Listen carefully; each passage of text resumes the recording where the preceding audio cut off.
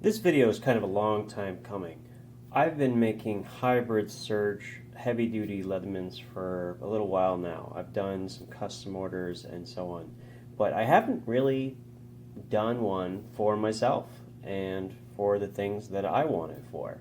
So I'm going to show you in this video two completely different philosophies on how to make this hybrid. I'm even going to show what you can do if you decide to make something for someone in the military who's an EOD expert, but we'll talk about that only briefly. But generally speaking, I just want to focus on the fact that we have two different philosophies of hybrids that you can go with, and there's probably quite a few more as well. So if you're interested, keep watching.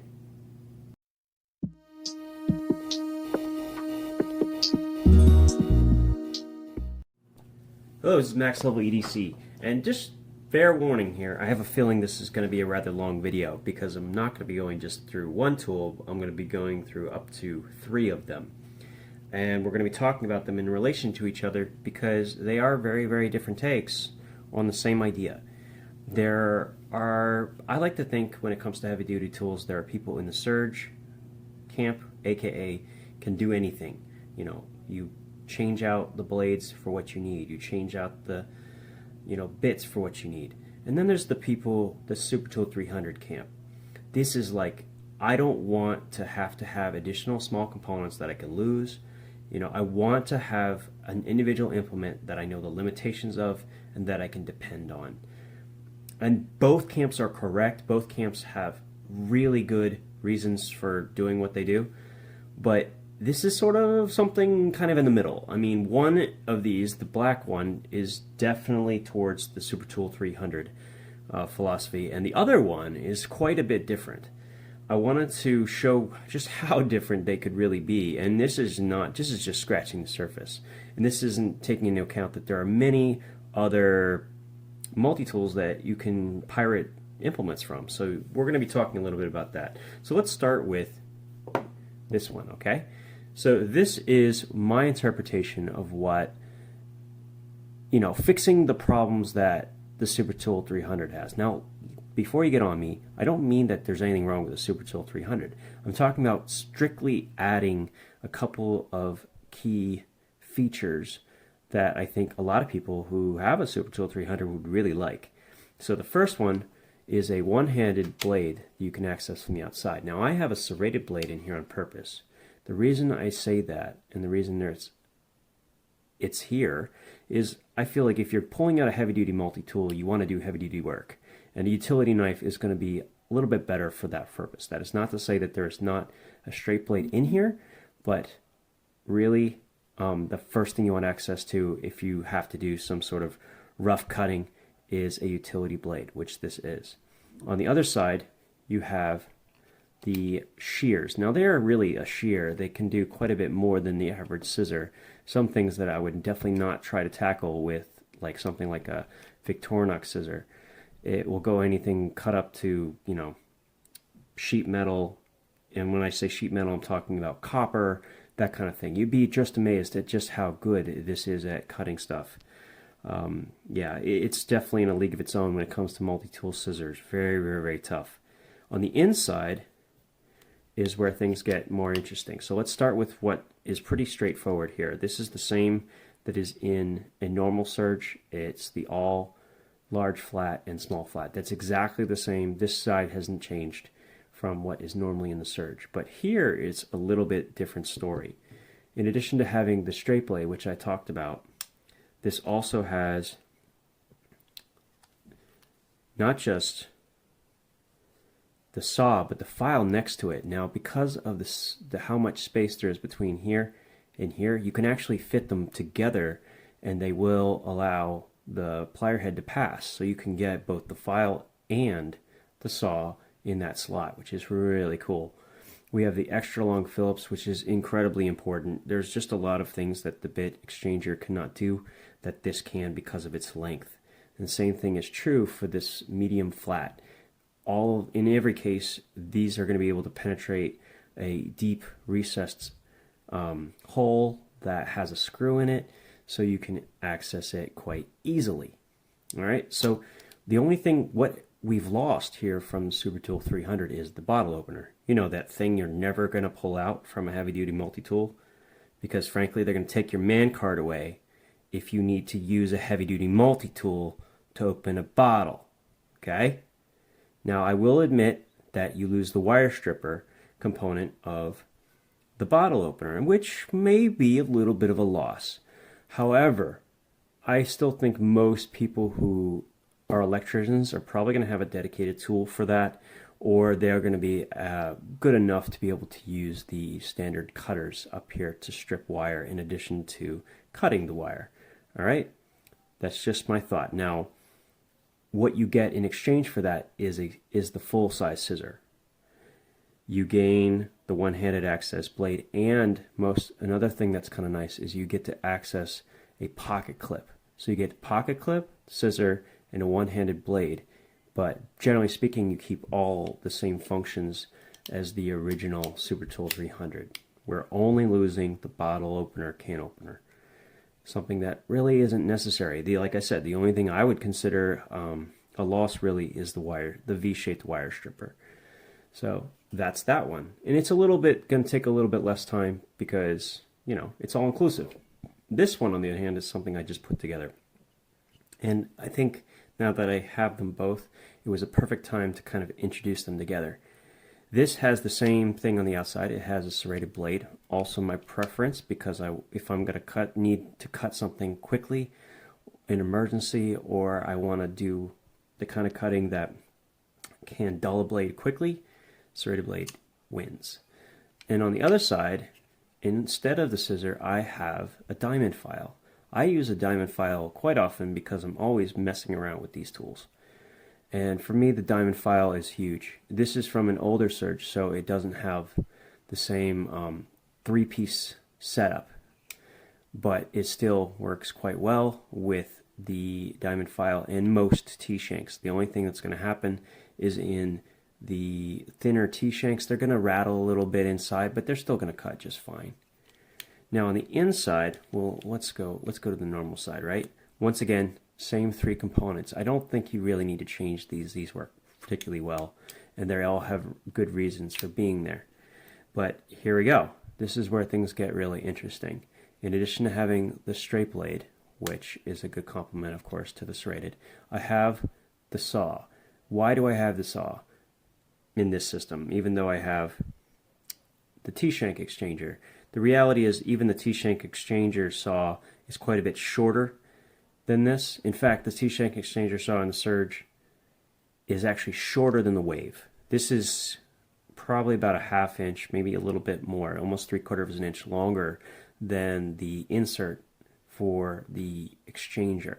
So I think that because of how much easier that is to use in some given situations, that I would prefer to actually have a saw at all times for wood.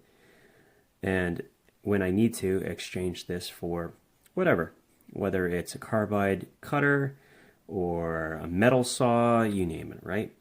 Now, let's get into the thing you're probably wondering the most about. This is an exchanger from the Multiforce. Now, you've seen I've already filed it down, but that is completely unnecessary for the Super Tool 300. Initially, I wanted this to go into a wave slash rebar hybrid, where filing this down and making it less prone would allow it to close a little bit further. So that's why I did that, but it's not necessary here. Okay? The other thing I did, you could see, it now retains. It originally comes with a ball detent two-sided bit, okay? But I want to be able to use this with not just one system, but many different systems. So the purpose for me was to have the ability to use 4mm bits using a converter of some sort, or even big, what do you call it?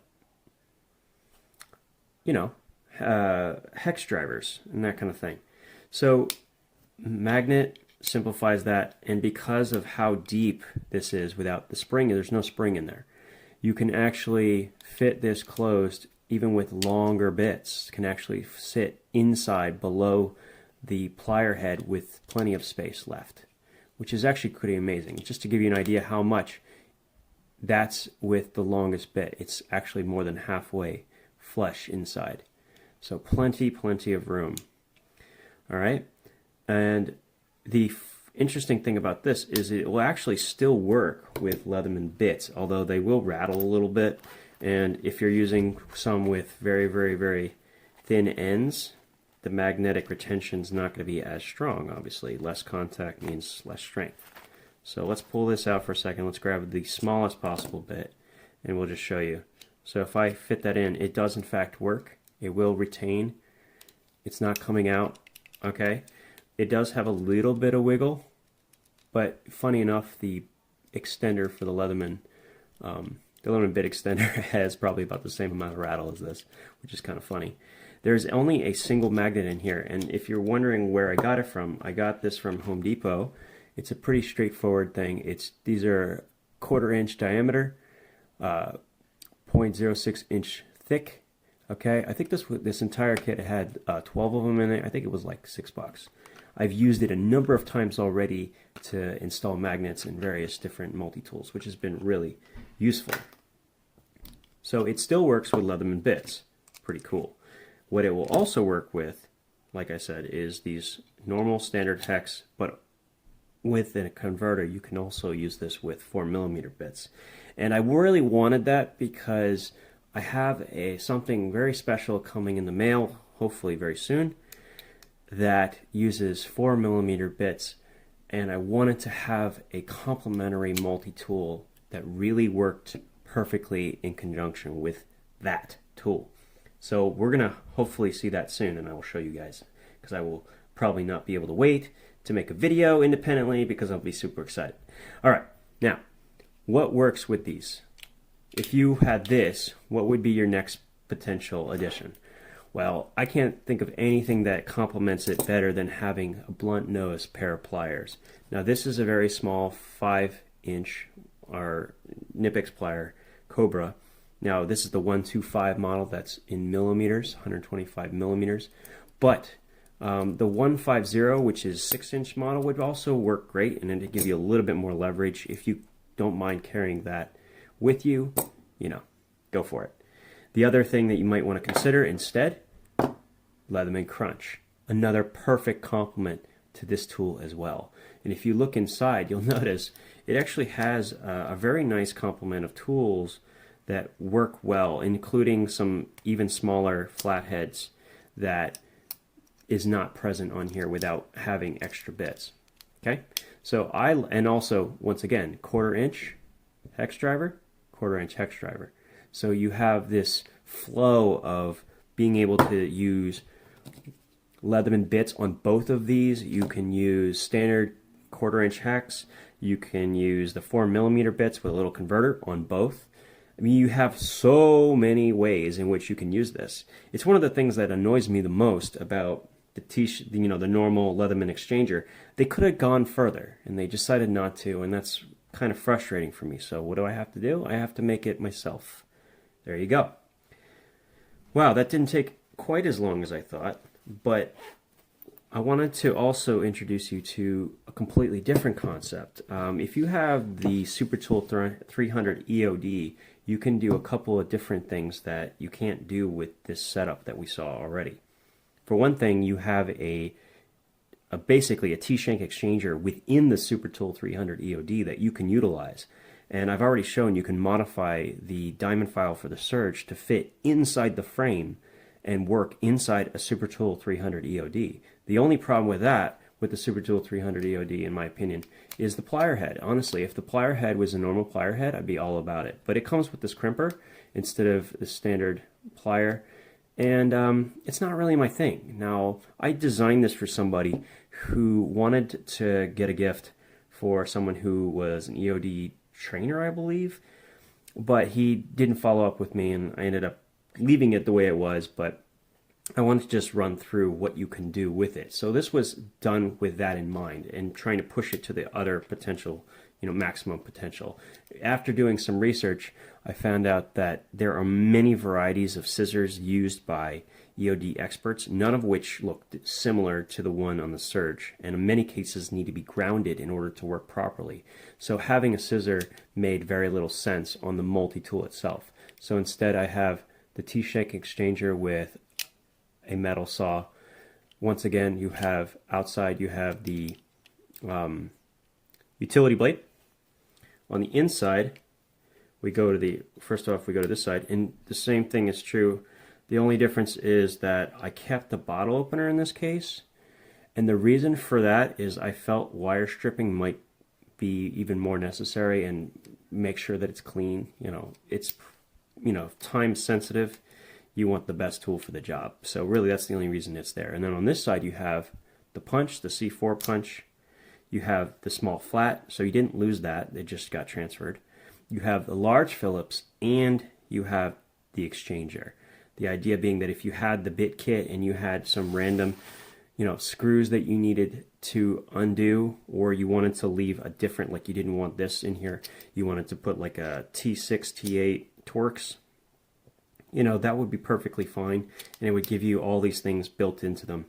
So that's sort of the idea behind this design, and I would really like to see them do something like this for EOD experts. I think this is a little bit more thought out than the EOD by itself, but certainly the EOD is an awesome tool. This is just, just trying to push it a little bit further for the same reasons, right? You have the T-shank exchanger, which works a little bit better with all the different varied T-shanks, and you have a one-handed accessible blade. So very cool. So let's go back. We have 3 different varieties here, but this is just scratching the surface. I've seen a number of people on YouTube that have done other varieties, and I want to inspire you to try this yourself. If you want to know anything about how I did it, you want me to build one for you, but I will not restrict any information. Anything you want to know, I will tell you exactly how to put it together. I'll tell you what you need to put it together. I'll give you potential options.